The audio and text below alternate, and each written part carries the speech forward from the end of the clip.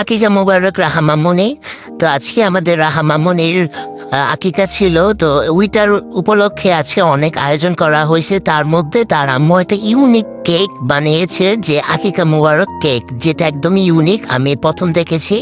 তো এই নিয়ে আমরা ফটোশ্যুট করতেছিলাম। তো অনেক ফটোশ্যুট করা হয়েছে, বাপুকে নিয়েও ফটোশ্যুট করা হয়েছে। তারপর কেক কাটার পালা। তো কেকটা আসলেই দেখতে অনেক সুন্দর হয়েছে, মাশাল্লাহ।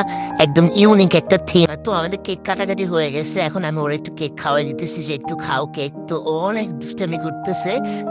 তারপর ও কেকটা খাইলো, আমিও খাইছি, অনেক মজা কেকটা। তারপর ও আবার একটা ব্লগ বানাচ্ছে যে কেক নিয়ে। কেকটা আসলে অনেক মজা ছিল, কতবার বলবো, যে বলার বাহিরে, আমার মুখে এখনো লেগে আছে। তো তোমরা সবাই ট্রাই করতে পারো ওই আপুর কেকটা। আমি আসলে পেজের নাম জানি না। তারপর মামুনি ঘুমাচ্ছে, ওর একটা ছোট একটা ক্লিপ নিলাম। তো এখানে আবার সুন্দর করে ওর বার্থডেটাও লেখা আছে। তারপরে ওর হাতটা ধরতেছিলাম, আমার এত ভালো লাগতেছে। সবাই মাশাল্লাহ বলতে ভুলবা না।